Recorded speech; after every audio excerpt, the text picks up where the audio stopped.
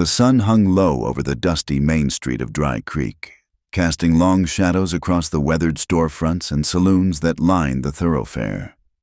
It was the kind of town that sprouted up like a weed in the harsh soil of the frontier, necessary but unloved, existing only because the stagecoach needed somewhere to change horses between Fort Worth and the territories beyond. At the far end of the street, where respectable folk rarely ventured, stood the Broken Wheel Inn.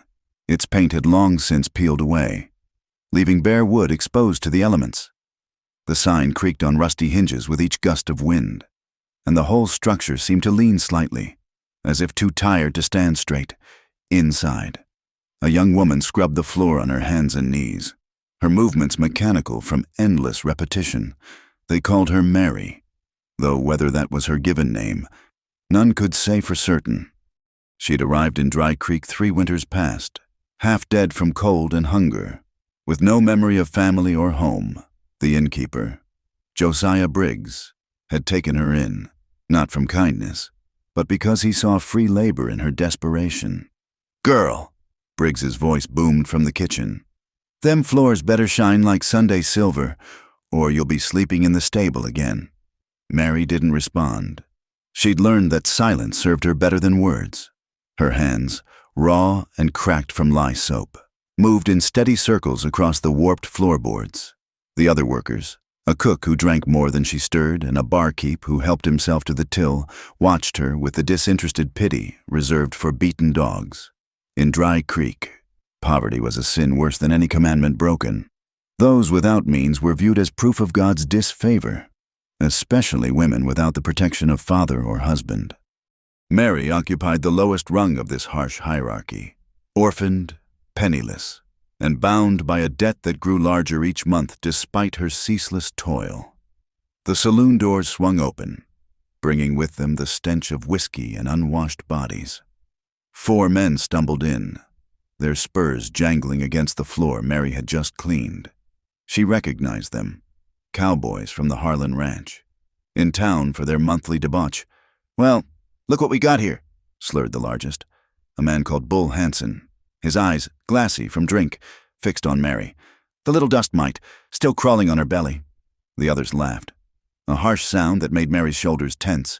She kept her eyes down, continuing to scrub. "Hey, dust mite," another called out. "Briggs says you owe him near $50 now. That's more than you're worth in a lifetime."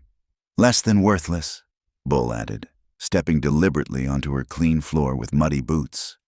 "Worthless as dust itself." Mary's hands stilled for a moment, then resumed their motion. She'd heard worse. Words were just wind, they couldn't break bones or draw blood. But Bull wasn't satisfied with words tonight. The liquor had made him bold, or perhaps cruel, with men like him. The distinction hardly mattered. He grabbed Mary's arm, hauling her to her feet.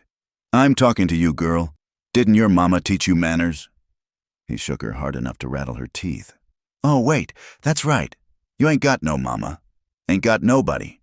The other men circled closer, their intentions darkening the air like storm clouds. Briggs, counting money behind the bar, deliberately turned his back. What happened to worthless things was no concern of his. "Let's take her out back," one suggested. "Teach her to show proper respect to paying customers."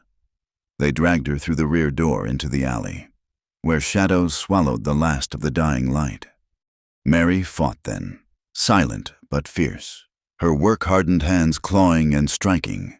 But she was 1 against 4, and they were stronger, meaner, accustomed to breaking things. Bull shoved her against the wall, his breath hot and foul against her face. "Time you learned your place, dust mite! Time you—" The words died in his throat. A hand, brown, powerful, and steady, gripped his shoulder and spun him around. Bull found himself staring into eyes dark as midnight, set in a face that belonged to no white man. The Comanche warrior stood tall and still, his presence filling the alley like smoke from a wildfire. He wore a mix of traditional dress and frontier clothing, leather leggings, a cotton shirt, and a knife at his belt that caught what little light remained. "Get your red hands off me," Bull snarled, reaching for his gun. The warrior moved faster. His fist connected with Bull's jaw in a crack that echoed off the walls. The big man crumpled like paper in flame. The other 3 cowboys fumbled for their weapons, but the Comanche was already among them, striking with an economy of motion that spoke of battles fought and won. In moments, all 4 lay groaning in the dirt. The warrior turned to Mary, who pressed herself against the wall, unsure if she'd traded one danger for another. "You are hurt." His voice was deep, accented but clear. Mary shook her head, though bruises were already forming on her arms where Bull had gripped her. From the inn's doorway, Briggs appeared with a shotgun. "What's going on here? You Indian! You got no business in my establishment." The warrior's gaze shifted to Briggs, and something in those dark eyes made the innkeeper take a step back. "This one." The Comanche gestured to Mary. "She belongs to you?" "She owes me money," Briggs said, trying to sound authoritative. $50 for room and board. She works it off. And these men? The warrior indicated the cowboys struggling to their feet. "They pay to hurt her. Now see here. I see." The warrior's voice cut like winter wind. "I see men who look at another human and see only dust. I see blindness worse than any darkness." Bull staggered upright, blood streaming from his nose. "You'll hang for this. Indian. Attacking white men. Leave." The single word carried more threat than any shout. Now. Perhaps it was the way he stood, perfectly balanced and ready. Perhaps it was the reputation the Comanche still carried, even in these days of reservations and army patrols. Whatever the reason, the cowboys retreated, helping each other stumble away with muttered curses and promises of retribution. Briggs's shotgun wavered. "You need to go too. Take your trouble elsewhere." The warrior studied him for a long moment. Then he pulled something from a pouch at his waist. Gold coins that gleamed even in the poor light. He tossed them at Briggs's feet. "Her debt paid." That's not how it works. She's got a contract. Now she does not." The warrior turned to Mary. "You come with me, or you stay. Choose." Mary looked at Briggs, at the inn that had been her prison, at the alley where she'd nearly...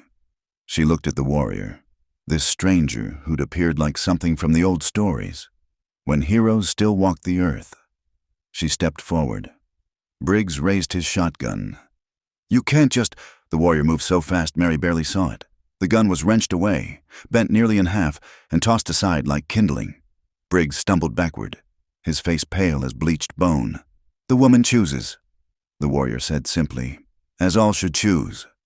He turned and walked from the alley. After a heartbeat, Mary followed. Behind them, Briggs found his voice, shouting for the sheriff, for anyone who would listen. But Dry Creek had learned long ago to mind its own business after dark. The warrior led her to where 2 horses waited, their breath misting in the cooling air. He mounted one with fluid grace, then extended a hand to Mary.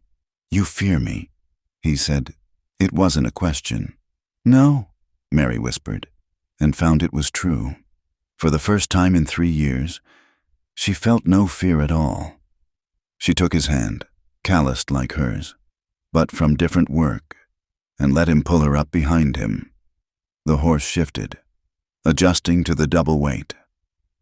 "Why?" she asked as they rode toward the edge of town.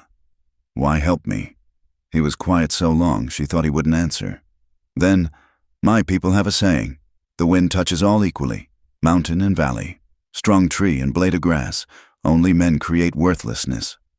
They passed the last buildings of Dry Creek, and the open prairie stretched before them, vast and wild beneath emerging stars.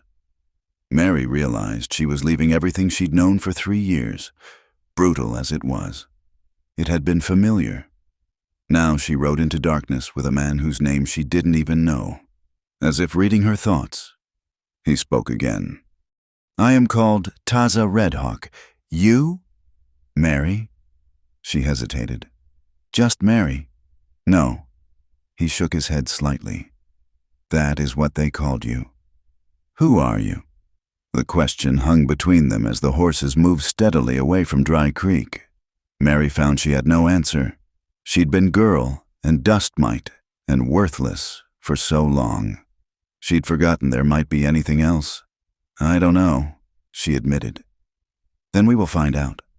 Behind them, Dry Creek disappeared into darkness. Ahead, the unknown waited, full of danger and possibility in equal measure. Mary's hands gripped the warrior's waist as consciousness began to fade, the events of the evening finally overwhelming her battered body. The last thing she remembered was his voice, steady as the horse's gait. Rest now. Tomorrow, you begin again. Then darkness claimed her. But for once, it felt like mercy rather than judgment. Mary woke to unfamiliar sounds. The soft crackle of a fire, distant voices speaking in a language she didn't understand, and the whisper of wind through buffalo hide walls.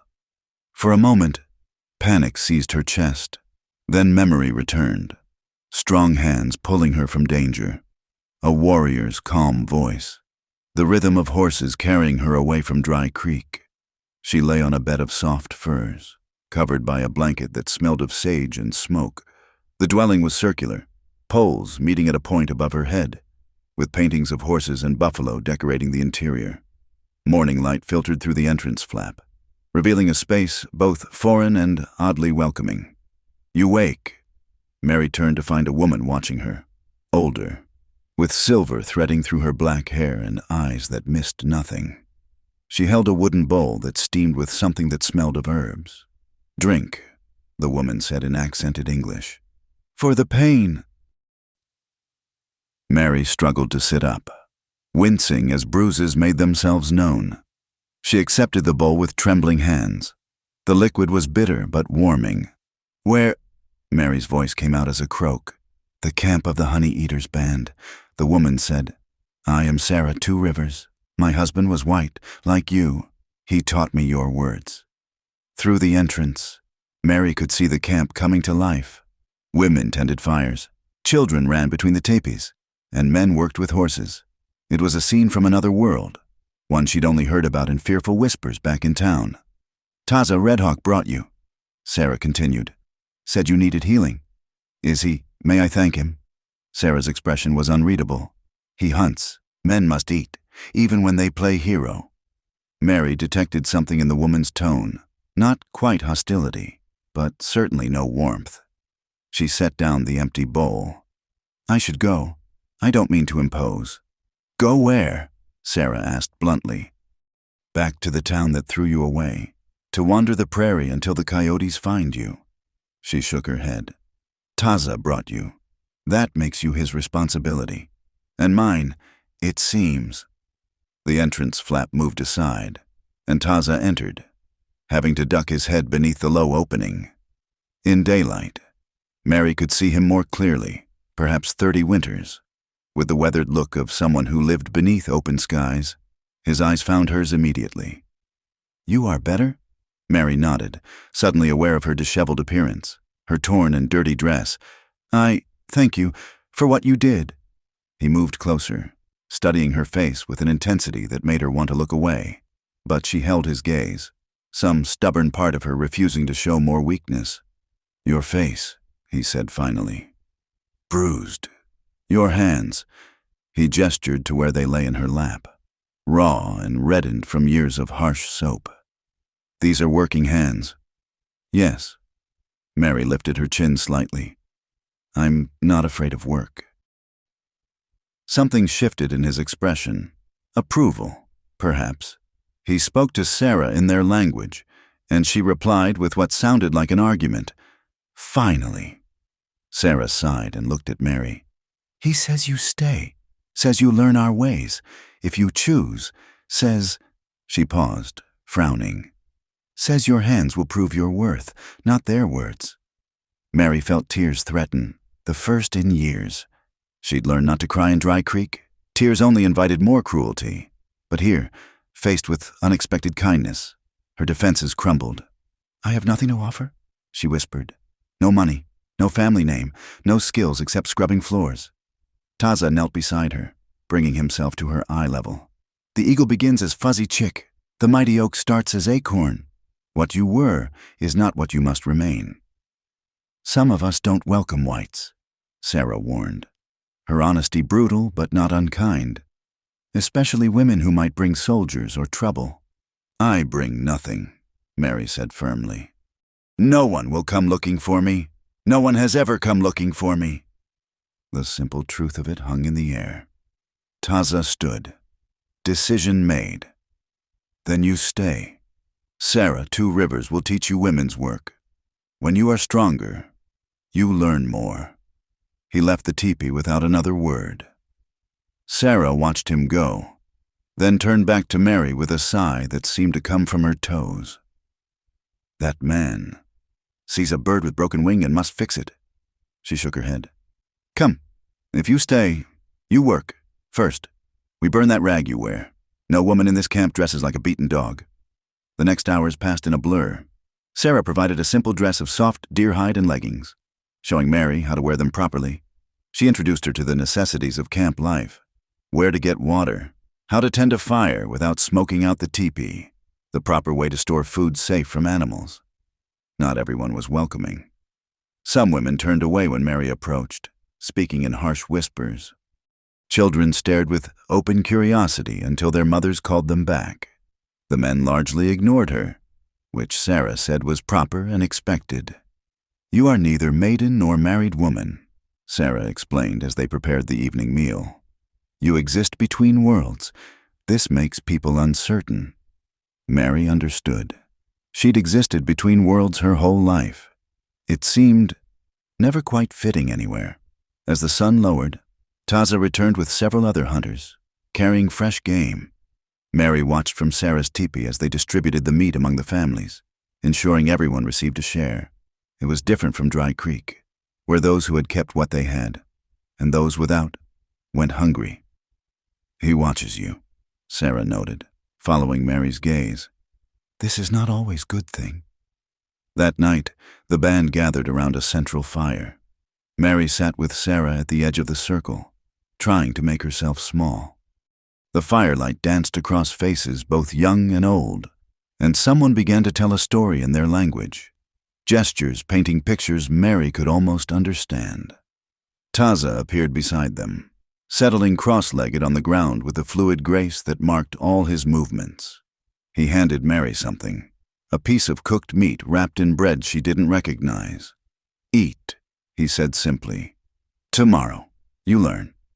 "Learn what?" "To survive, to be useful, to find who you are when no one calls you worthless." Mary took a bite, the flavors foreign but satisfying. "Why do you care?" He was quiet for a moment, watching the fire. "My mother was taken by soldiers when I was young. They sent her to a white school, tried to wash the Comanche from her soul. She came back broken, believing their words, that she was savage, worthless." His voice carried old pain. "She died believing it." Mary's throat tightened. "I'm sorry. I was boy, could not help her, but I am man now." He looked at her directly. "I see their poison in you, the belief that you are nothing. This is lie. Tomorrow, we begin to prove it." The gathering continued around them, stories and songs flowing like water. Mary found herself relaxing incrementally, the constant vigilance of 3 years slowly unwinding. When Sarah finally led her back to the teepee, exhaustion hit her like a physical weight. "He's different," Mary said as she settled onto the furs Sarah had arranged for her. "Yes," Sarah agreed. "Taza walks his own path. His father was war chief, wanted him to focus on fighting. But Taza," she paused, considering her words, "he fights different battles." That night, Mary dreamed of Dry Creek, but for the first time, she was walking away from it rather than being trapped within its walls. She woke once, disoriented, and heard the camp's night sounds: horses nickering, a baby crying briefly before being soothed, the distant howl of coyotes. Morning came too soon. Sarah woke her at dawn, handing her tools Mary didn't recognize. "Time to work," the older woman announced. "The mesquite beans need gathering, and you must learn to read the prairie for food." They joined a group of women heading out from camp. Some still avoided Mary's eyes, but 1 or 2 offered tentative nods. As they walked, Sarah pointed out plants, which could be eaten, which healed wounds, which would kill if consumed. Your people rely on stores and coins, Sarah said as Mary struggled to remember everything. We rely on knowledge and seasons. Both have value, but only one cannot be stolen. The work was hard but different from the mindless drudgery of the inn. Here, every task had purpose, connected to survival and community. Mary's hands, used to harsh soap and splinters, had to learn new skills, weaving baskets to hold the gathered food, recognizing the subtle signs that indicated water or danger. As the sun reached its peak, Taza appeared on horseback. He spoke to Sarah, who nodded and stepped back. "Come," he said to Mary, extending his hand. Mary hesitated. Some of the women were watching, their expressions disapproving. "I said you learn to survive," Taza said calmly. "This means more than women's work. Come." She took his hand, letting him pull her up onto the horse. They rode away from the gathering group, out onto the open prairie.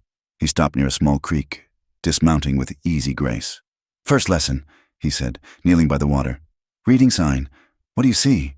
Mary knelt beside him, studying the muddy bank. "Tracks? What kind? How old? Which direction?" She shook her head, frustrated. "I don't know." "Because no one taught you. Look." His finger traced the marks. "Deer, 2 days past. Coyote, this morning. And here." He pointed to a disturbance in the grass. "Rabbit run. Small things matter on prairie. Small things keep you alive." They spent the afternoon like that, Taza patiently showing her how to read the land's language. It was the first time in memory that someone had taken time to teach her anything beyond scrub harder or work faster. As they prepared to return, Mary gathered courage to ask, "The others don't approve of you spending time with me." "No," he agreed easily. "They fear you bring trouble, or that I shame myself, caring for white woman." "Do you shame yourself?" He mounted the horse, then looked down at her with those dark, unreadable eyes. "I shame myself only when I see suffering and do nothing. Now come, Sarah will worry I've corrupted you." That evening, Mary helped prepare the meal she'd helped gather. Her fingers fumbled with unfamiliar tasks, but Sarah corrected her with gruff patience. When the food was distributed, Mary felt a small pride at having contributed, however minimally. After eating, she found herself sitting alone, watching the camp's evening routines. Families gathered in their teepees, children settled for sleep, and the day's energy gradually stilled. "Your hands." Mary looked up to find Taza standing beside her. He gestured to her palms, and reluctantly, she showed them. The old damage from lie was obvious, but new scratches from the day's gathering crossed the scars. He produced a small container from his pouch, kneeling beside her. "Prairie balm. Sarah makes it." Before Mary could protest, he'd taken one of her hands in his, spreading the salve across her palm with gentle fingers. The touch was purely medicinal, but Mary felt heat rise in her cheeks. When was the last time someone had touched her with anything approaching gentleness? "They called you dust," he said quietly, focused on his task. "But dust is not worthless. Dust feeds the grass. Grass feeds the buffalo. Buffalo feeds the people. Everything has purpose. Even broken things." The question slipped out before Mary could stop it. His hand stilled on hers. Then he looked up, and in the fading light, his expression was fierce. "Especially broken things. They know how to survive what would destroy others." He released her hands and stood. "Rest. Tomorrow brings new lessons." As he walked away, Mary looked at her palms, glistening with healing salve. For the first time she could remember, they didn't just represent servitude and shame. They were tools for learning, for building something new. That night, wrapped in borrowed blankets that smelled of sage, Mary allowed herself a dangerous thought. Perhaps she wasn't worthless after all. Perhaps, like the dust that fed the prairie grass, she just needed to find where she belonged in the great cycle of things.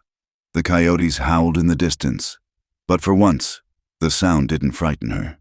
She was learning a new language, not just of words, but of survival, of purpose, of hope carefully rekindled from ashes she'd thought long cold.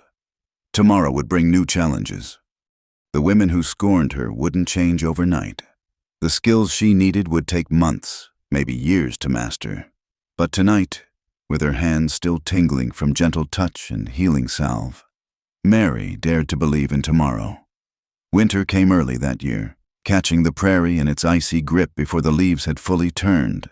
Mary had been with the Honey Eaters band for 3 months, and her hands bore new calluses, from scraping hides, weaving baskets, and grinding corn with stone. These marks of labor were different from her old scars. They spoke of creation rather than servitude. The first snow found her struggling with a buffalo hide, trying to soften it the way Sarah Two Rivers had shown her. Her arms ached, and the cold made her fingers clumsy. Some of the other women worked nearby, their movements fluid with years of practice. They still kept their distance, though a few had begun to nod in greeting. "Like this," a voice said. Mary looked up to find a young woman named Ayanna standing dear beside her. She was one of the few who'd shown any warmth toward Mary. "Use your whole body, not just arms." Ayanna demonstrated the rolling motion, and Mary tried to copy it. The hide remained stubbornly stiff. "It takes time," Ayanna said kindly. "My first winter, I ruined 3 hides before learning proper way." "Why help me?" Mary asked. "The others warn you away." Ayanna shrugged. "Taza Redhawk saved my brother from drowning 2 summers past. I trust his judgment." She paused, then added quietly, "And I remember being outsider, too. My mother was Kiowa. Some still call me enemy daughter." They worked together as snow began to fall, fat flakes that clung to their hair and shoulders. By the time Sarah called them to prepare the evening meal, Mary's hide showed signs of softening. Small progress, but progress nonetheless. That night, the band gathered in the largest teepee for the full moon ceremony. Mary had been invited to observe, a sign of growing acceptance. She sat with Sarah at the edge of the circle, watching as the elder, Thomas Whitehawk, who'd taken an English name years ago, led the prayers and songs. The ceremony was unlike anything from Mary's scattered memories of church services. Here, the sacred and everyday intertwined naturally. Prayers thanked the buffalo for their sacrifice, the earth for its bounty, the snow for the moisture it would bring come spring. Mary found herself swaying slightly with the rhythm of the drums, something loosening in her chest. When Taza's turn came to speak, he stood with quiet dignity.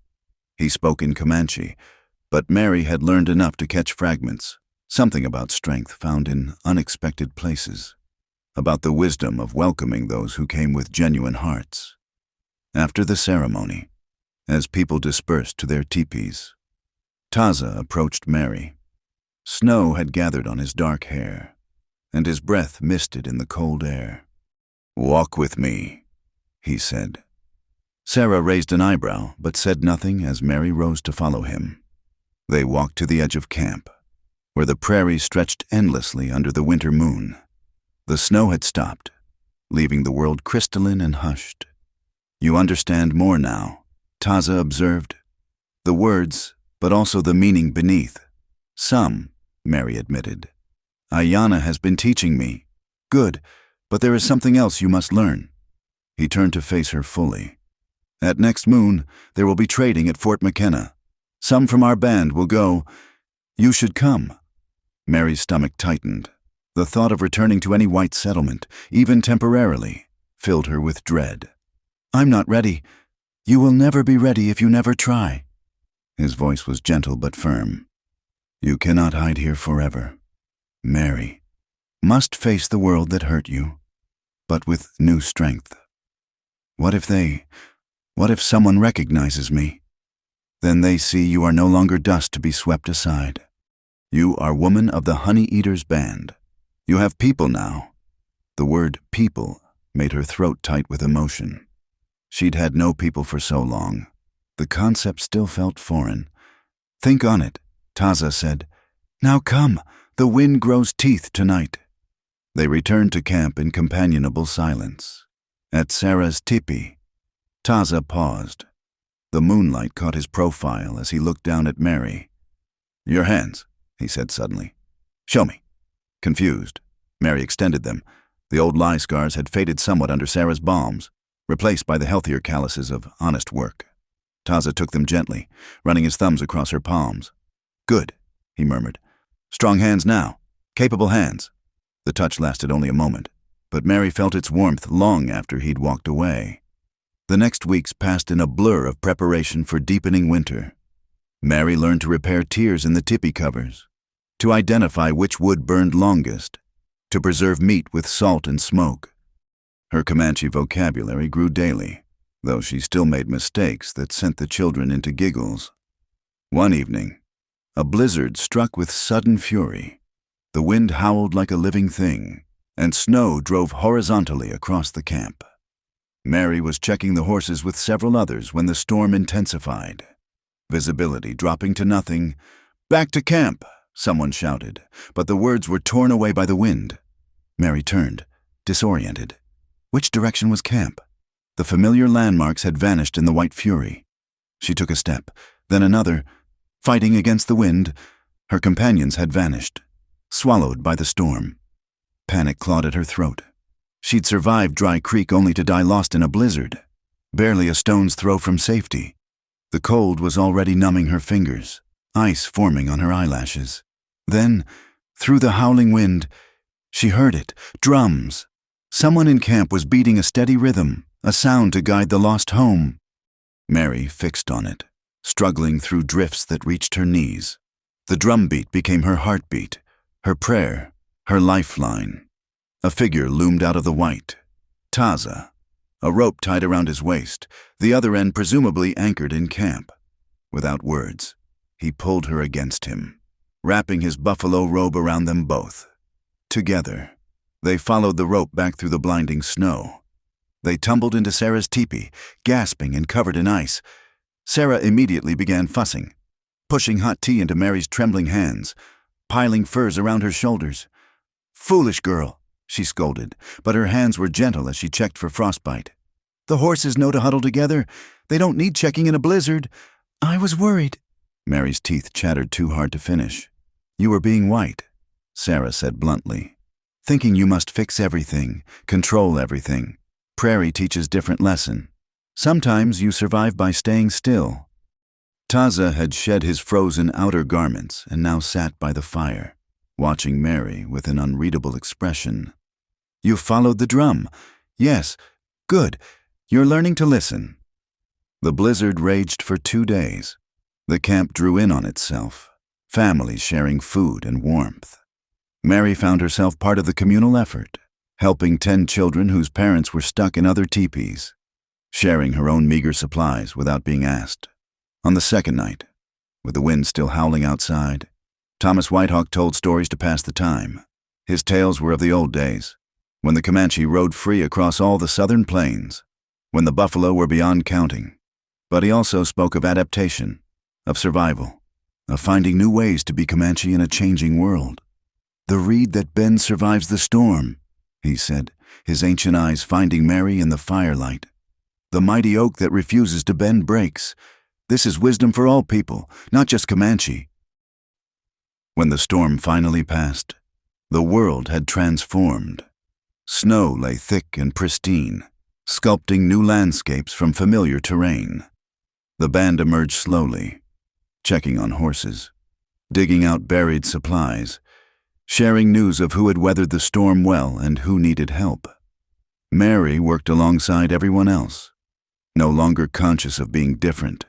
When she helped dig out an elderly couple's teepee, the old woman pressed her hand in thanks. When she shared her portion of dried meat with a family whose stores had been damaged, the mother smiled, the first genuine smile Mary had received from someone who'd previously shunned her. That evening, as they all gathered around a large fire to celebrate surviving the blizzard, something had shifted. Mary still sat at the edge of the circle, but the space around her no longer felt like exile. Ayanna sat on one side, Sarah on the other, and when the sharing of food began, Mary found herself included naturally in the distribution. Taza caught her eye across the fire and nodded once, acknowledgement of a test passed, a belonging earned not through his protection but through her own actions. Later, As the gathering began to disperse, the young woman who'd been most hostile to Mary approached. Her name was Rebecca Crow Feather, and her husband had been killed by white soldiers 2 years past. "You helped dig out my mother's teepee," Rebecca said stiffly. "I thank you. Anyone would have—" "No, not anyone." Rebecca's jaw worked as if the words pained her. "I have watched you. You work hard. You don't complain. You—" She paused, then finished in a rush. "You are not what I expected from a white woman." It wasn't friendship, not yet, but it was a beginning. That night, Mary lay in her furs listening to the camp settle into sleep. Her body ached from 2 days of storm and struggle, but it was a good ache, the kind that came from useful work, from being needed. She thought about Taza's words about the trading post. The idea still frightened her, but perhaps that was the point. She'd hidden from the white world, let it define her as worthless. Maybe it was time to show them, and herself, how much she'd changed.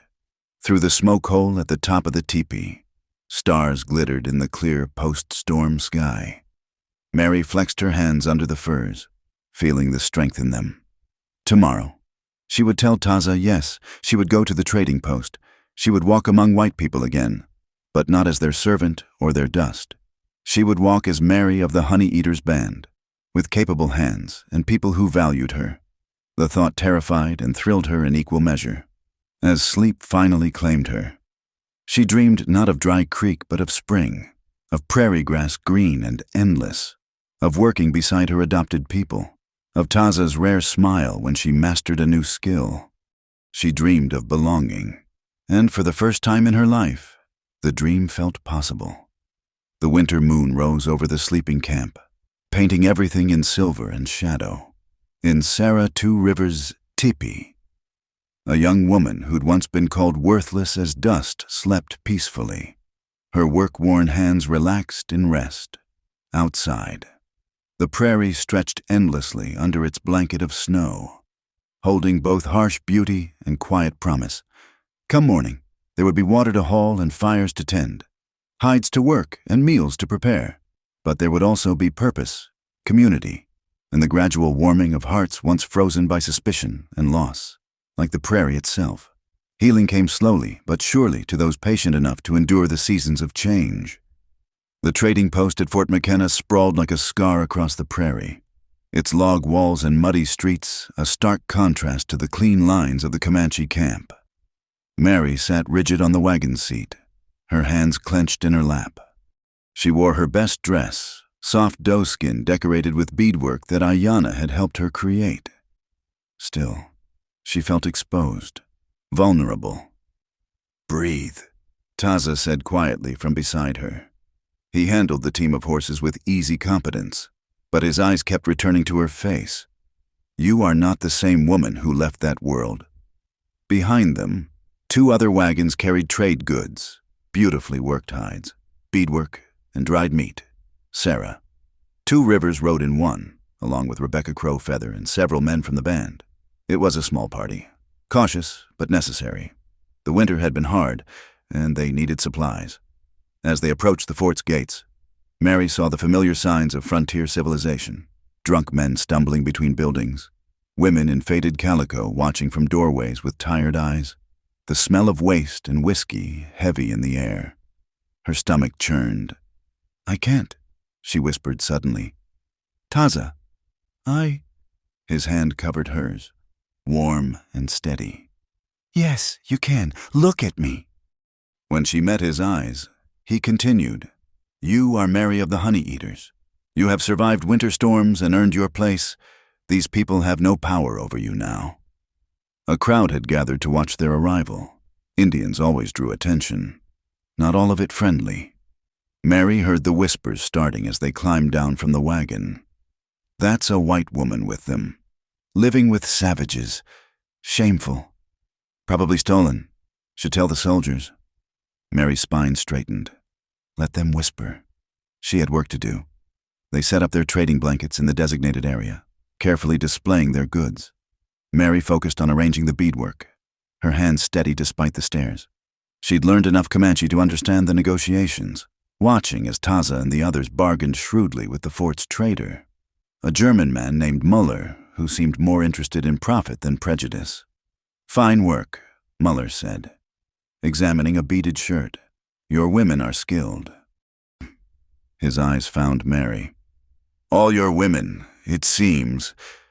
It was going well until a familiar voice cut through the crowd. "Well, I'll be damned." The dust mite found herself a new hole. Mary's blood turned to ice. Bull Hansen stood at the edge of their trading area, his nose still crooked from Taza's fist. With him were two of his companions from that night in Dry Creek, and their expressions promised trouble. "Gentlemen," Taza said calmly, moving to stand slightly in front of Mary, "we are here to trade. Nothing more." "Trade," Bull spat. "You stole property from Dry Creek. This woman owes debts. Paid in full." Taza replied, "You were there. Briggs says different. Says you threatened him. Forced him." Bull's hand drifted toward his gun. "Says she's a thief and a runaway." The crowd pressed closer. Sensing violence, Mary saw soldiers beginning to take notice from across the compound. This could escalate quickly, and her presence was the catalyst. "I'll go with them," she said quietly. "No." Taza's voice was flat, final, but Mary stepped forward, surprising everyone. "Mr. Hansen." Her voice carried clearly across the space. "You say I owe debts? Then let's discuss this properly. What exactly did I steal?" Bull blinked, thrown off by her direct approach. You ran off owing $50, which was paid, Mr. Muller. You're a businessman. If someone pays a debt in full with gold, is that debt cleared?" The trader nodded slowly. "Under any law, I know." "But Briggs says," Bull started. "Josiah Briggs beats women and allows worse." Mary cut in. "Is his word so valuable?" She turned to address the growing crowd. "I worked 3 years without pay, beaten for the smallest infractions, told daily I was worthless. When men decided to take what little dignity I had left, this man," she indicated Taza, "intervened. He paid my debt and offered me honest work with his people." "Where is the crime in that?" "Living with Indians is the crime," one of Bull's companions snarled. "Ain't natural. Ain't Christian." "And what you planned in that alley was Christian?" Mary's voice rose. "What any of you did to me in Dry Creek, was that the Lord's work?" An uncomfortable murmur ran through the crowd. Some of the women, in particular, were looking at Bull with new expressions, recognition, perhaps, of their own experiences with such men. "She's turned savage," Bull declared, playing to the crowd. "Look at her, dressed like a squaw, probably spreading her legs for all of them." The words cut off as Taza moved. Not to violence. Instead, he simply stood beside Mary and took her hand in full view of everyone. The gesture was more shocking than any blow. "This woman is under my protection," he said, each word careful and clear. "She is valued member of our band. Anyone who speaks against her speaks against all of us." You can't just claim a white woman," Bull protested. "There are laws." "Actually," a new voice interrupted. A man in a lieutenant's uniform had approached. "There aren't, not about this." He looked tired, uninterested in frontier drama. "If the woman chooses to stay with them, if no crimes have been committed, then it's no business of the fort's." "But she's white."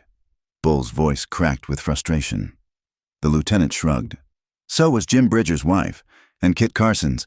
Indian white marriages might not be popular, but they're not illegal, not anymore." He gave Bull a hard look. "Unless you have proof of an actual crime, I suggest you move along. The fort doesn't need trouble." Bull's face had turned an unhealthy red. He looked from the soldier to Taza to Mary, his fists clenching and unclenching. Finally, he spat in the dirt near Mary's feet. "This ain't over," he said. "Dry Creek remembers its own." "I am not Dry Creek's own," Mary said quietly. "I never was." The 3 men stalked away, but Mary knew they hadn't given up. They'd be watching, waiting for an opportunity. The crowd began to disperse. The show over for now. Trade continued, but the atmosphere had changed. Some looked at Mary with disgust, others with curiosity, a few with something like understanding. One woman, her face prematurely aged by hard living, bought beadwork from Mary and pressed her hand briefly. "Good for you, honey," she whispered. "Getting out however you can." As the sun began to sink, they packed up their remaining goods. They'd done well despite the confrontation. Muller had been fair in his dealings, and they had the supplies they needed. "You did well," Sarah told Mary as they loaded the wagons. "Face them down like a warrior." "I don't feel like a warrior," Mary admitted. "I feel like I might be sick." Sarah surprised her by laughing. "That's how warriors always feel after battle. The shaking comes when the danger passes."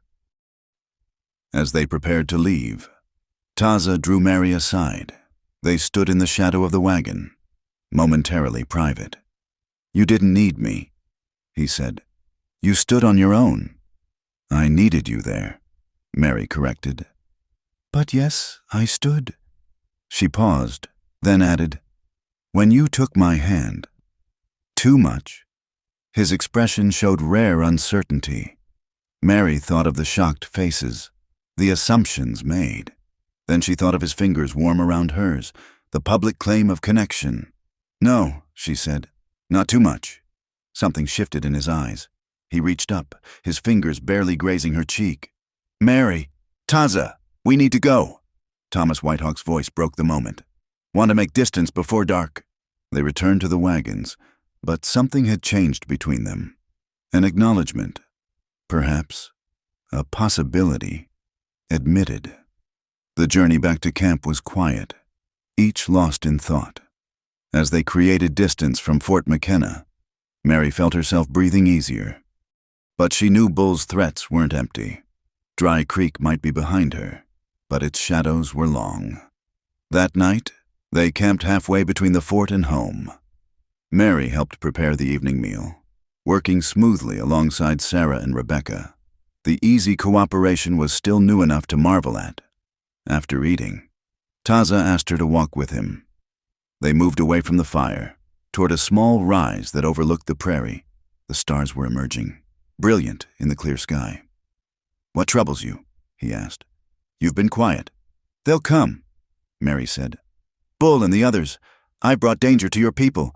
"Our people," Taza corrected. "And we have faced danger before. Not because of me, not because of—" She gestured helplessly between them. Taza was quiet for a long moment. Then he turned to face her fully. "Do you know why I was in Dry Creek that night?" Mary shook her head. "Hunting.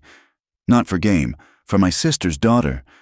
Taken in a raid 2 years ago, sold to settlers. I'd tracked her to 3 towns. Always too late." His voice carried old pain. "That night, I'd learned she died of fever in a San Antonio workhouse. I was returning home with nothing but failure. Taza. Then I heard sounds from that alley. Another woman being broken by cruel men. I thought, I cannot save my sister's child. But perhaps," he touched Mary's face again, and this time his hand lingered. "Perhaps the spirits gave me different purpose." "I'm not her," Mary whispered. "I'm not your redemption." "No," he agreed. "You are yourself. That is enough, more than enough." The space between them had shrunk to nothing. Mary could feel the warmth radiating from his body, see the starlight reflected in his dark eyes. When he bent his head toward hers, she didn't pull away. The kiss was gentle at first, almost questioning. Then Mary's hands came up to rest against his chest, and something ignited between them. The kiss deepened, became something hungry and necessary. All the careful distances they'd maintained, all the proper boundaries, dissolved like snow in spring heat. When they finally parted, both were breathing unsteadily. Taza rested his forehead against hers, his hands cradling her face. "This complicates everything," Mary said. "Yes," he agreed. "Do you want me to stop?" She thought of Bull's threats, of the challenges ahead, of 2 worlds that might never accept what grew between them. Then she thought of cold nights made warm by possibility, of learning she had value beyond servitude, of strong hands teaching her to read the prairie's secrets. "No," she said, and pulled him down for another kiss. Behind them. The camp settled for the night. Tomorrow would bring its own challenges, the rest of the journey home. the need to prepare for whatever retaliation Bull might plan, the complex navigation of a relationship that crossed cultural boundaries. But tonight, under the vast prairie sky, two people who'd found each other in violence discovered something infinitely gentle. Mary thought of her hands, once called worthless, now capable and strong. They rested against Taza's chest, feeling his heartbeat, claiming their right to reach for happiness. The stars wheeled overhead, ancient witnesses to love in all its forms. And on the prairie, where survival meant adaptation and strength came in unexpected packages, a white woman and a Comanche warrior stood together, building something new from the ashes of what they'd each lost. The news reached camp on a wind that smelled of spring rain and trouble. A trader passing through brought word that men from Dry Creek had been asking questions, gathering supporters, spreading tales of a white woman held captive by savages. Bull Hanson, it seemed, had not forgotten his humiliation. Mary was working with Rebecca Crowfeather, teaching her beadwork pattern, when Thomas Whitehawk called a council. The gravity in the elder's voice made her stomach clench. As the band gathered, she caught Taza's eye across the circle. He nodded once. Whatever came, they would face it together. The whites from the town called Dry Creek make noise. Thomas began without preamble. They say we stole a woman, that we must return her or face consequences. Let them come, said James Fighting Elk, one of the younger warriors. We have faced soldiers before. These are not soldiers, Thomas corrected. These are angry men with wounded pride, more dangerous because they follow no rules of war. His ancient eyes found Mary. The question before us is not can we fight, but should we? An uncomfortable silence fell. Mary knew what remained unspoken. She had brought this trouble to them. Some who had accepted her presence might now reconsider. I'll leave, Mary said, standing. This is my burden, not yours. Sit down. Sarah Two Rivers' voice cracked like a whip. You speak foolishness, but you are one of us now. Rebecca Crowfeather interrupted, surprising everyone, herself most of all, by the look on her face. We don't give up our people to satisfy white men's anger. A murmur of agreement rippled through the gathered band. Stronger than Mary had expected, Ayanna Standing Deer reached over to squeeze her hand. Taza stood, commanding attention without effort. There is another way. I claim this woman as my intended wife. According to both our customs and theirs, let them challenge that if they dare. The pronouncement sent whispers through the crowd, while their relationship was no secret. A formal declaration carried weight and consequences. You would bind yourself to protect her? Asked William Broken Arrow, one of the band's most respected warriors, and Taza's cousin. I would bind myself because I choose her. Taza replied simply. The protection follows naturally from that choice. Mary's heart hammered against her ribs. Through the swirl of emotions, she heard Thomas speaking again. This is not decision for one person. Mary, do you accept this claiming? All eyes turned to her. Mary rose on unsteady legs, acutely aware of the moment's importance. I accept, she said clearly. Not for protection, but because I choose him as well. Then we must prepare, Thomas decided, for ceremony and for whatever the whites bring. But first, we move camp. No sense waiting where they expect to find us. The next days passed in a blur of activity. The band packed efficiently, a lifetime of mobility making the process smooth despite its complexity. Mary worked alongside the other women, no longer needing instruction for most tasks. As they traveled to their spring camping grounds, Taza rode beside the wagon where Mary sat with Sarah. Their conversation was practical, discussing the ceremony, what traditions would be followed, how to blend customs respectfully. But beneath the words ran a current of anticipation and uncertainty. You understand what you're choosing? Sarah asked Mary when Taza had ridden ahead to scout. Marriage to a Comanche man is not like white marriage. Different expectations, different ways. I understand enough, Mary replied. I know he sees me as an equal, not property. That's more than I ever expected to find. Sarah made a sound that might have been approval. You'll need marriage clothes. We have work to do." The new camp sat in a valley protected by ridges, with fresh water and good grazing for the horses.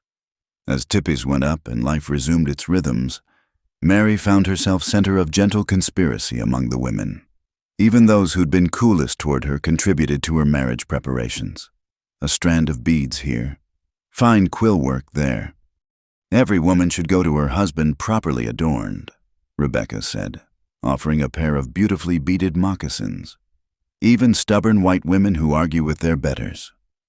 The ghost of a smile accompanied the words, and Mary accepted the gift with gratitude that went beyond its material value. 3 nights later, under a crescent moon, the ceremony took place. Mary wore a dress of white doeskin that Ayanna and Sarah had worked on in secret, decorated with patterns that told her new story, the woman who crossed from one world to another, who found strength in her hands and love in unexpected places. Taza waited for her by the ceremonial fire, dressed in his finest clothing, his face grave with the moment's importance. Thomas Whitehawk presided, speaking words in Comanche that Ayanna translated softly for Mary. "2 paths become 1 path. 2 hearts beat as 1 heart. What the spirits have brought together, let no human tear apart." There were exchanges of gifts, prayers to the 4 directions, rituals Mary only partially understood but felt in her bones. When Taza took her hands in his, she saw in his eyes the same wonder she felt, that they had found each other across such vast distances of experience and culture. The ceremony concluded with feasting and dancing that lasted well into the night. Mary, now formally recognized as Taza's wife and a full member of the band, found herself swept into celebrations that would have terrified her just months ago. Later, when the fires burned low and the camp settled into quiet, Taza led her to their own teepee, raised by the women that afternoon in another tradition Mary was learning. Inside, buffalo robes had been arranged to create a warm nest, and the walls were decorated with paintings that told stories of love and courage. "Are you afraid?" Taza asked, standing close but not yet touching. "Yes," Mary admitted, "but not of you, never of you." He cupped her face gently. "Then of what? Of not being enough? Of failing at this too?" Mary. Her name on his lips was both anchor and wing. "You have already been enough. From the moment you stood up in that trading post and spoke your truth, everything else is just learning together." When he kissed her, it was with tenderness that gradually gave way to passion long contained. His hands, those same hands that had first shown her gentleness, now taught her pleasure. In the warmth of their private space, with spring wind singing through the valley, they came together as husband and wife, not just in body but in spirit, creating something new from their joining. Later, wrapped in buffalo robes with Taza's arm around her, Mary traced the scars on his chest, marks of a warrior's life. He caught her hand, bringing it to his lips. "No regrets?" he asked. "None," she said, and meant it. "Though I do wonder, what? What happens when they come? Because they will come." Taza was quiet for a moment. "Then we face them, together. The band has chosen to stand with us. That means something. And you're not the same woman who scrubbed floors in Dry Creek." "No," Mary agreed. "I'm not." She thought of her hands, once called worthless, now wearing the ring Taza had placed there during the ceremony, a band of silver traded from Mexican merchants years ago. Those hands had learned to create rather than just serve, to reach for love rather than just survive. Dawn was breaking when they finally slept, exhausted but content. The new day would bring its challenges. It always did on the frontier. But for now, Mary allowed herself to rest in the circle of her husband's arms, feeling for the first time in her life that she was exactly where she belonged. Outside, the camp stirred to life. Smoke rose from morning fires. Horses nickered for their grain, and children's voices carried on the clean air. It was a sound Mary had come to love, the sound of community, of home, somewhere beyond the protective ridges. Bull Hanson and his allies might be planning their next move. The world beyond still held dangers and prejudices that wouldn't simply disappear because two people had chosen love over fear. But here, in this valley where the Honey Eaters band had made their spring camp, something precious had taken root. A white woman who'd been discarded like trash had found her worth. A Comanche warrior who'd lost his faith in second chances had discovered them anew. Together, they'd created a bridge between worlds, fragile perhaps, but built with willing hands and honest hearts. The sun climbed higher, painting the valley in shades of gold and green. In their teepee, Mary stirred in her sleep, instinctively moving closer to Taza's warmth. Her hand, resting on his chest, bore new calluses from good work and new gentleness from being loved. Soon enough, they would rise to face whatever came. But for now, in the quiet of early morning, they were simply two people who had found each other against all odds, proof that even in the harshest landscapes, love could bloom like wildflowers after rain, stubborn and beautiful, and absolutely refusing to be denied. They came with the dawn, 15 riders appearing on the ridge like vultures against the lightening sky. Mary saw them first, having risen early to help prepare the morning meal. Her warning cry brought warriors from their teepees, weapons in hand. Bull Hansen rode at the head of the group, but he wasn't alone. Mary recognized the sheriff from a neighboring town, 2 army soldiers, and several men she'd never seen before, hired guns, by the look of them. They'd come prepared for violence. "Stay inside," Taza told her, checking his rifle. "No." Mary's chin lifted. "This is about me. I won't hide." Thomas Whitehawk emerged from his teepee, dignified despite the early hour. He raised a hand as the riders approached, his voice carrying clearly, "You come armed to a peaceful camp. State your business." The sheriff, a thin man named Daniels, cleared his throat nervously. "We're here about a white woman reportedly held against her will. Mary," he consulted a paper. "No last name given, formerly of Dry Creek." "I'm here," Mary called out, stepping forward despite Taza's sharp intake of breath. "And I'm held by nothing but my own choice." Bull's face darkened. "She's been influenced, corrupted. No decent white woman would choose to live with people who treat her as human." Mary interrupted. "You're right, Mr. Hansen. No decent woman would choose Dry Creek over this." Sheriff Daniels dismounted slowly, hands visible. "Ma'am, I need to hear from you directly. Are you here of your own free will?" "I am more than that. I'm married according to both Comanche custom and common law. My husband is Taza Redhawk, and this is my home." "Married to a savage?" One of the hired guns spat. "That ain't legal." "Actually, it is." One of the soldiers spoke up unexpectedly, a sergeant by his stripes, older and weathered. "Militaries recognize such unions for decades. Like it or not." Bull's hand moved toward his gun. "This is about more than marriage. She's a thief and a runaway. Who was paid for in full?" Thomas Whitehawk stated, "We have witnesses." "Your witnesses don't count," Bull snarled. "Then perhaps mine will." Everyone turned as a new voice entered the conversation. A white man on horseback approached from the opposite direction, elderly, wearing a minister's collar. Mary recognized him with shock. Reverend Samuel Morrison from Fort McKenna. "Reverend?" Sheriff Daniels seemed equally surprised. "What brings you here?" "My conscience," the old man replied, dismounting with some difficulty. "And a letter from this young woman, asking me to bear witness at her wedding. I was delayed, but I'm here now." He pulled a paper from his coat. "A marriage certificate, signed and legal. I witnessed the ceremony 3 days ago. It was a lie, but delivered with such conviction that even Mary almost believed it." "You'd lie for these heathens?" Bull's voice cracked with rage. "I'd tell the truth about love recognized before God." Morrison replied calmly, "Something you might not understand.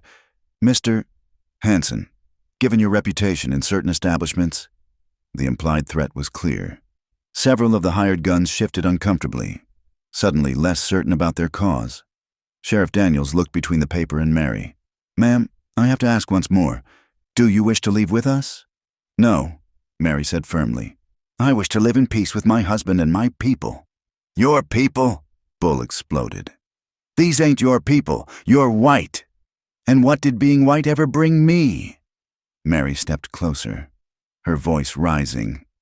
Servitude? Abuse? Being told daily I was worthless? She gestured to the camp around her. These people taught me my worth. They gave me work that matters, respect, love. So yes, Mr.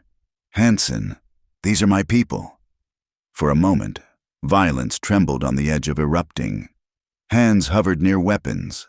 Tensions stretched taut. Then the sergeant spoke again. Seems clear enough to me. Woman's married. Here by choice. Unless someone has proof of an actual crime. We're done. Sheriff Daniels nodded slowly. I have to agree, Mr. Hanson. I came because you claimed a kidnapping. I see no evidence of that. You're just going to leave her here. Bull's voice was incredulous. I'm going to respect a woman's right to choose her own path, Daniels replied. Something more men might consider trying. But Bull wasn't finished. His face had taken on the particular shade of red that preceded violence. Then I'll handle this myself. He reached for his gun. Several things happened simultaneously. Taza moved to shield Mary. Warriors raised their rifles. The soldiers reached for their weapons. But it was Mary who acted decisively. The knife Ayanna had given her flew from her hand, burying itself in Bull's shoulder. He screamed, dropping his half-drawn pistol. The next one goes in your heart, Mary said calmly. I'm done being afraid of you. In the shocked silence that followed, Reverend Morrison chuckled. Seems the lady can defend herself adequately. Sheriff Daniels had his gun out now, but pointed at Bull. That's enough. You drew first. Everyone saw it. You're lucky she didn't kill you. He looked at his deputies. Get him bandaged and get him out of here. As Bull was helped onto his horse, cursing and threatening lawsuits, the Reverend approached Mary. You write a compelling letter. Young woman. When it arrived, I felt called to act. I never wrote, Mary began, then stopped as she saw Sarah Two Rivers watching from nearby, a satisfied expression on her weathered face. Perhaps the spirit moved someone to write on your behalf, Morrison said with a wink. Either way, you're legally married now. Certificate filed and all. May you find happiness in your choice. As the riders departed, Bull slumped over his saddle. Still cursing, the camp slowly relaxed. Warriors lowered their weapons. Women emerged from teepees where they'd been protecting children. Taza pulled Mary against him, his heart thundering beneath her palm. A knife, he said. When did you learn to throw a knife? Rebecca's been teaching me, Mary admitted. She said a woman should always have options. Remind me to thank her. Thomas Whitehawk approached, his expression thoughtful. You fought for your place among us today. Not with words only, but with courage. This matters. That evening, the camp held a different kind of ceremony, not planned, but organic. Stories were told of the morning's confrontation, already growing in the telling. Mary found herself truly embraced, the last barriers falling away. Even those who'd been most suspicious now nodded with approval. You drew blood for the band, William Broken Arrow said solemnly. This makes you warrior as well as wife. Later, in their teepee, Mary finally allowed herself to shake. The reality of what had happened, what could have happened, crashed over her like a cold wave. I almost killed him, she whispered. I would have, if he'd cleared leather. Yes, Taza agreed simply. And that's why you're alive. Why we're all alive, perhaps. In Dry Creek, I couldn't even speak up when they beat me. Today I threw a knife at a man. She looked at her hands, steady now, but she remembered how they'd moved without conscious thought. I don't know who I'm becoming. You're becoming who you always were, Taza said softly. Just took time to wash off Dry Creek's dirt. A scratch at the tippy entrance interrupted them. Sarah Two Rivers entered, carrying a bundle. From the women, she said, handing it to Mary. Inside was a knife sheath, beautifully beaded, sized for the blade Mary had thrown. If you're going to be a knife-throwing wife, Sarah said dryly. Best do it in style. After she left, Mary traced the beadwork, patterns that told her story, including today's events already worked into the design. How the women had managed it so quickly, she couldn't guess. No word from Reverend Morrison about the letter? Mary asked. Taza smiled. Sarah's son knows his letters. Learned at the mission school before coming home. She had him write it the day after our wedding. Sent it with a trader. She knew they'd come. Sarah knows many things, but yes, she prepared. They lay together in the darkness, listening to the camp settling for the night. Tomorrow would bring new challenges. Bull might return, or send others. The world beyond their valley still held those who couldn't accept their choice. But tonight, Mary felt something she hadn't experienced before. The fierce joy of fighting for her place and winning. Her hands, which had once only served others, had today defended what she loved. Do you think he'll come back? She asked. Perhaps, but you wounded more than his shoulder today. You wounded his story, the one where you're weak and he's strong. Hard for a man like that to recover from. I'm not weak, Mary said, testing the words. No, Taza agreed, pulling her closer. You never were. Just took some time to remember it. Outside, guards kept watch on the ridges, alert for trouble, but in the teepee where a former servant and a Comanche warrior lay entwined, peace reigned. They'd faced the past and survived it. Whatever came next, they'd meet it the same way, together, with courage, and with hands ready to fight for the life they'd chosen. The knife sheath lay nearby, its beadwork catching stray moonbeams. Tomorrow, Mary would wear it proudly, a symbol not of violence, but of transformation. She'd thrown away more than a blade today. She'd thrown away the last chains of Dry Creek's hold on her. In their bed of buffalo robes, two hearts beat as one, just as the ceremony had promised, and somewhere in the distance, a coyote howled. Not a threat, but a greeting, welcoming the night and all its possibilities. Summer came with its healing warmth, and with it, the gentle swell of Mary's belly. The knowledge had come to her slowly, recognized first by Sarah Two Rivers' knowing looks and confirmed by the absence of her monthly courses. When she told Taza, his face transformed with a joy so pure it took her breath away. A child, he whispered, his hand reverent against her still flat stomach. Our child. The band received the news with celebration. Children were precious, each one a victory against the harsh realities of frontier life. Even Rebecca Crowfeather, once Mary's harshest critic, presented her with a small blanket she'd been weaving. For the little one, she said gruffly, may it know only peace. But peace proved elusive. As Mary's pregnancy advanced, tensions within the band surfaced. Not everyone had fully accepted her presence, and a child, a mixed-blood child, represented permanent change to some. The source of the discord was Samuel Nighthawk, Thomas Whitehawk's younger brother, where Thomas had embraced adaptation. Samuel clung to the old ways with bitter determination. He'd lost 2 sons to soldiers' bullets and blamed all whites for his grief. She carries pollution in her womb, Samuel declared at a council meeting, a child neither white nor Comanche, belonging nowhere. Like my daughter? Sarah Two Rivers' voice cut sharp. She who married a white trader and gave me grandchildren? Are they pollution too? That was different, because you didn't oppose it then. Thomas interrupted his brother. Mary has proven herself. She's drawn blood for this band. One moment of violence doesn't erase what she is. Samuel insisted. And now Taza, our strongest warrior, grows soft, spending more time teaching her than training for war. Taza, who'd remained silent, finally spoke. Teaching my wife to survive is not softness. Preparing for our child's future is not weakness. His voice carried dangerous calm. Unless you call me weak to my face, the challenge hung in the air. Samuel's jaw worked, but he didn't accept it. Taza's reputation with both blade and rifle was well earned. This will bring ruin, Samuel muttered, but said no more. The meeting dispersed with tensions unresolved. That night, Mary couldn't settle, pacing their teepee despite her increasing bulk. He hates me, she said. Hates our child before it's even born. Samuel hates change. Taza corrected. Hates that the world isn't what it was when his sons lived, but hate burns itself out. Love endures.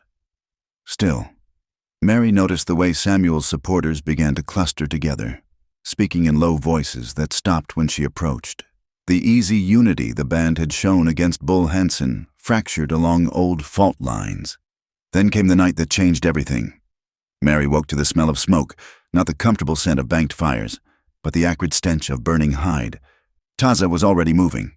Grabbing his rifle, "Stay here," he commanded. But Mary was already struggling to her feet. Outside, chaos reigned. Their supply tipi was ablaze, flames leaping toward neighboring dwellings. People ran with water buckets, shouting instructions, trying to contain the fire before it spread. Mary joined the bucket line, her pregnant body making her clumsy but not useless. They worked together, even Samuel's supporters, fighting the common enemy of fire. But as the flames were brought under control, she heard the accusations begin. The oil casks were moved. James Fighting Elk reported, placed to spread the fire. This was deliberate. Eyes turned suspicious. Old Division suddenly sharp. Then young Joseph Crowfeather, Rebecca's son, spoke up trembling. "I saw Uncle Samuel near the supplies earlier. He had something in his hands." The accusation exploded like gunpowder. Samuel emerged from the crowd, his face twisted with rage. "You dare accuse me? I who've lost everything to whites." He pointed at Mary. "She's bewitched you all. Can't you see? Since she came, we've had nothing but trouble." "The only trouble has been your bitterness," Thomas said sadly. "Brother, what have you done?" "What needed doing?" Samuel pulled a knife. "If the band won't cleanse itself, I will." He lunged not at Taza but at Mary. Time slowed as she tried to dodge, her pregnancy making her fatally slow. The blade descended and met Taza's arm instead.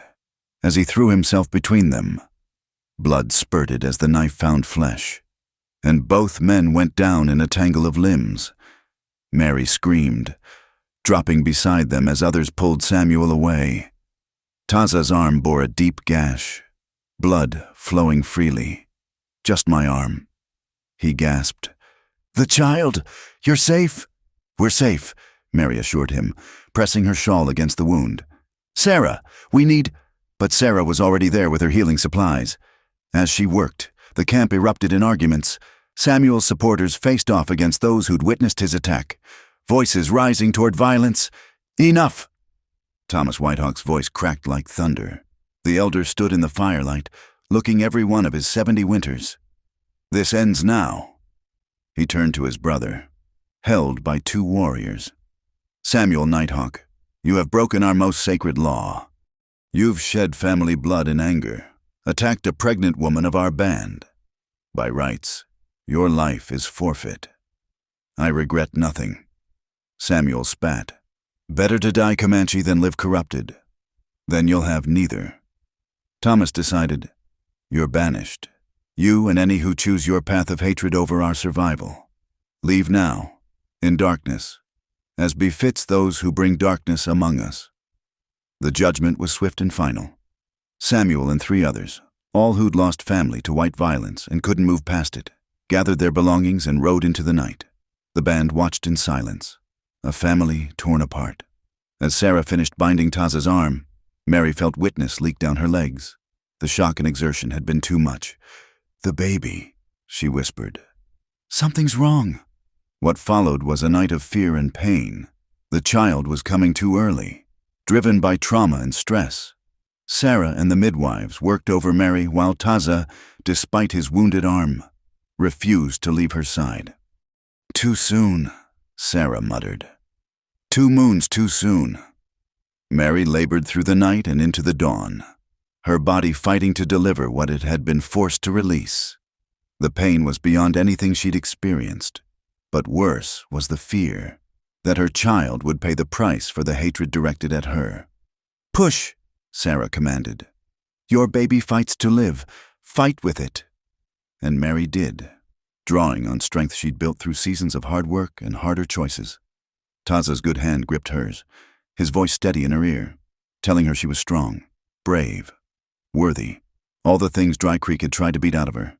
As the sun broke the horizon, a thin cry split the air. Mary collapsed back, trembling, as Sarah lifted a tiny form. "A son," the healer announced. "Small but breathing. He'll need careful tending, but—" She smiled. "He has his mother's determination." The baby was impossibly tiny, fitting in Taza's broad palm with room to spare. But his cry was steady, and his grip, when Mary placed her finger in his hand, was strong. "What will you name him?" Ayana asked softly.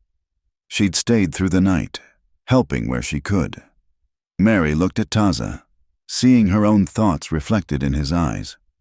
"David," she said. "David Rising Sun Redhawk, for the dawn that saw him safely born."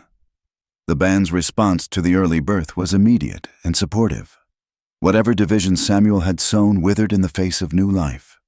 Women took turns helping Mary as she recovered, ensuring the fragile infant was never without warmth or care. Even warriors hardened by battle spoke softly around the teepee where mother and child rested. "He's small," William Broken Arrow observed, "but his spirit is large. See how he grips? That's a fighter." The child's mixed heritage, which Samuel had called pollution, became instead a symbol of possibility. Here was the future, not pure anything, but blended, adapted, surviving against odds. Reverend Morrison arrived 2 weeks later with supplies from Fort McKenna. When he saw the child, his weathered face creased in a smile. "Proof that love conquers hate," he said simply. "May I pray over him?"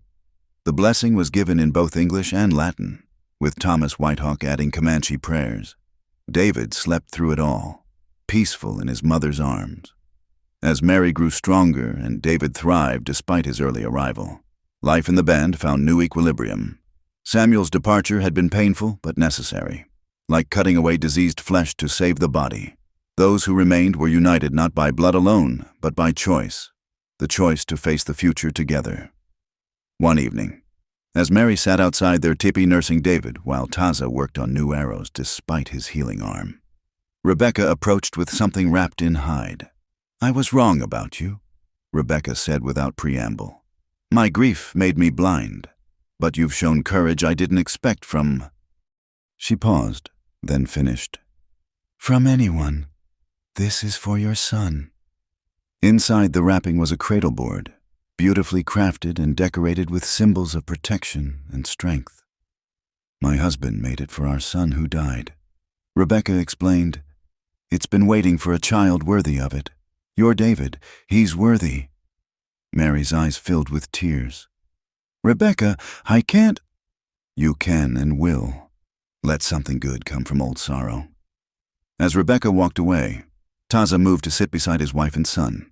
David had finished nursing and lay content, his dark eyes, so like his father's, taking in the world with serious consideration. "No more trouble," Mary said softly. "Please, let him know peace. He'll know what we all know." Taza replied, "Struggle and joy, sorrow and celebration. But he'll also know this. He was loved from his first breath, wanted despite all who said he shouldn't exist." The sun set over the camp, painting everything in warm gold. Smoke from cooking fires rose straight in the still air, and somewhere, children laughed over a game. It was an ordinary evening in the life of the band, made precious by its very ordinariness. Mary adjusted David in his new cradle board, noting how perfectly he fit despite his small size. Her hands, once called worthless, then proven capable, now gentle with mother love, secured the lacings that would keep him safe and close. Tomorrow would bring its own challenges. David would need constant care to thrive. The world beyond their camp still held those who would condemn his very existence. And Mary knew that raising a child between two worlds would require wisdom she was still learning. But tonight, surrounded by chosen family, with her husband beside her and their son breathing steadily against her breast, Mary felt rich beyond measure. She'd traded the bitter certainty of Dry Creek for the complex beauty of this life, and even with its dangers and divisions, she would make that choice again. As stars emerged overhead, David made a small sound of contentment, and in that sound, Mary heard the future. Uncertain, yes, but full of possibility. Her son would grow up knowing both worlds, belonging fully to neither, but carrying the strength of both. It was more than she'd ever dared hope for in those dark years of servitude. It was everything. Spring returned to the prairie like an old friend, painting the grasslands in shades of green and gold. David, rising sun Redhawk, now 2 winters old, toddled through the camp on sturdy legs, his laughter mixing English and Comanche words in the unique language of childhood. Mary watched him play with the other children, her heart full. The boy who'd been born too early, too small, had grown into a robust child with his father's dark eyes and his mother's determined chin. His hair fell in waves that spoke of both heritages, and his skin held the warm tone of prairie sun. "Mama, look!" David called, holding up a beetle he'd discovered. "Bug fly." "Yes, sweet one." Mary responded in Comanche, then English. "The beetle flies." She'd become fluent in the band's language, just as David was growing up fluent in both. It was one of many adaptations that no longer felt like effort, but simply life. The camp had prospered despite, or perhaps because of, the divisions that Samuel Nighthawk's departure had forced them to confront. They'd moved closer to Fort McKenna, establishing trade relationships that brought steady income while maintaining their traditional ways. Mary had become instrumental in these negotiations, her ability to navigate both worlds proving invaluable. "The Morrison School wants to meet with us again," Taza said, approaching with papers from the fort. Reverend Morrison had established a small school that respected Native traditions while teaching reading and writing. "They offer to teach our children letters without taking them from us." Mary read through the proposal. "It's fair. The children could learn in the mornings, be home by afternoon, both worlds' knowledge, as Thomas Whitehawk says." It was a conversation they'd had many times, how to prepare David and the other children for a future where the old ways alone might not be enough. Mary had started teaching some of the women basic English and numbers, skills for trading that didn't compromise their identity. Sarah's granddaughter wants to learn healing at the White Doctor's Clinic. Taza noted, "Things change, but the heart remains," Mary replied, watching David share his beetle discovery with little Anna Standing Deer, Ayanna's daughter. That's what matters. A commotion at the camp's edge drew their attention. Riders approached. Not many, but moving with purpose. Mary's hand instinctively went to the knife at her belt, a motion now as natural as breathing, but as the riders drew closer, she gasped. The lead figure was familiar despite the years, a woman in a worn traveling dress, her face weathered but kind. "Mrs. Catherine?" Mary breathed. Catherine Walsh had been the only person in Dry Creek who'd shown her occasional kindness, slipping her extra food when Briggs wasn't looking, offering a gentle word when the abuse grew too harsh. She'd been the doctor's wife, powerless to do more but doing what she could. "Mary?" The older woman's eyes widened. "My dear girl, is it really you?" They met in the space between worlds, the white woman who'd aged greatly and the one who'd been transformed. Catherine's eyes took in Mary's Comanche dress, the knife at her belt, the confidence in her bearing. "I heard stories," Catherine said softly, "that you'd been taken by Indians. I feared." "I was saved," Mary corrected gently. "Not taken, saved." David chose that moment to run to his mother, chattering about his beetle in mixed languages. He stopped when he saw the stranger, pressing against Mary's legs with childhood shyness. "Your son?" Catherine's voice held wonder, not judgment. "David Rising Sun Redhawk," Mary said proudly. "David, this is Mrs. Walsh. She was kind to Mama long ago."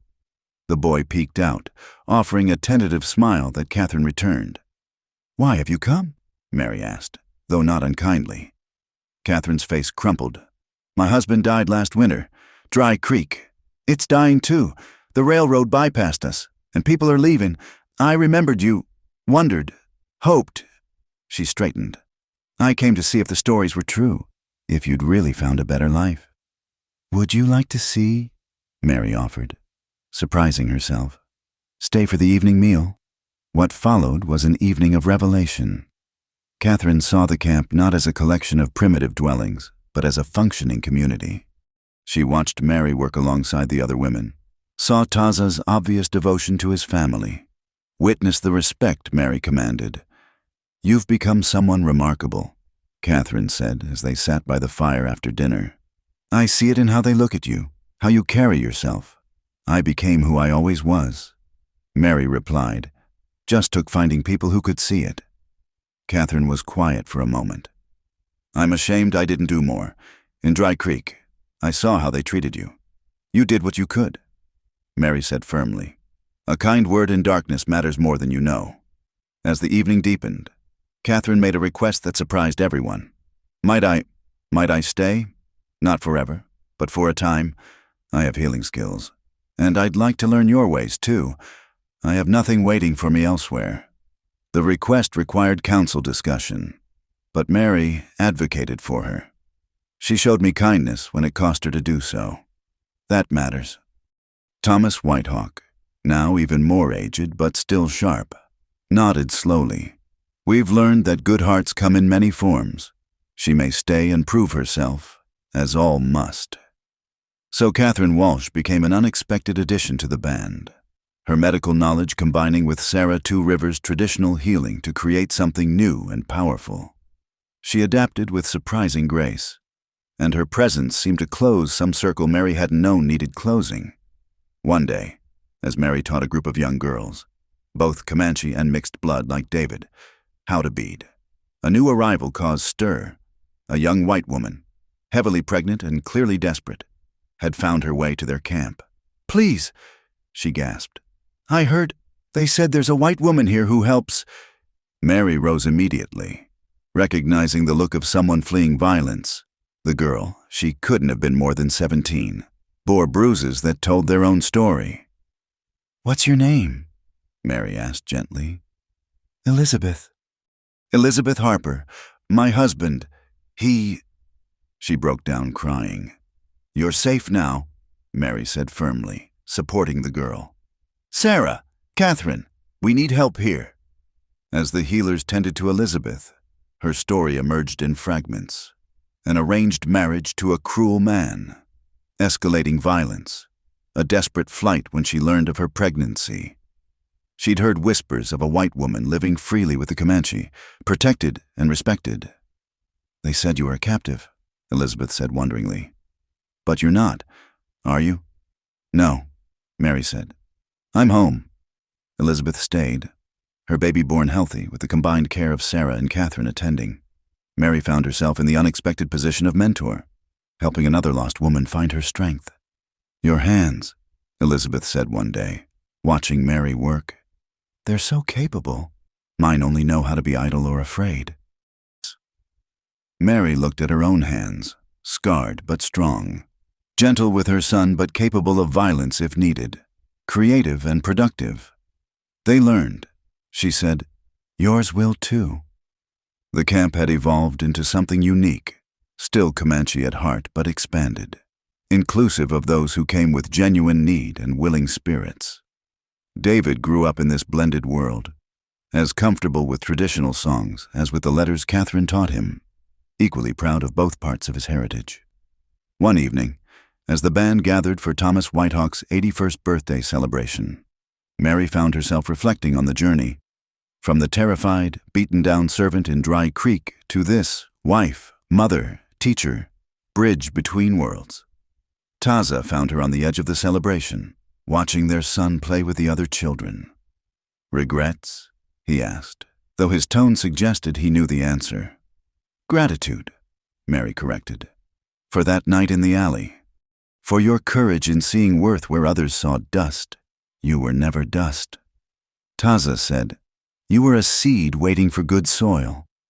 Rebecca Crowfeather approached, her own grandchild on her hip. The woman who'd once viewed Mary with suspicion now counted her as sister. "Mary," she said formally, "the women have something for you." They led her to the center of the gathering, where a new tipi had been erected, larger than any save Thomas Whitehawk's, painted with symbols that told Mary's story. The transformation from servant to warrior, from outsider to heart of the community. For your teaching lodge, Ayana explained, so you can share your knowledge properly. Mary's eyes filled with tears as she understood. This wasn't just shelter, it was recognition, belonging so complete it took her breath away. Speech, someone called, and others took up the cry.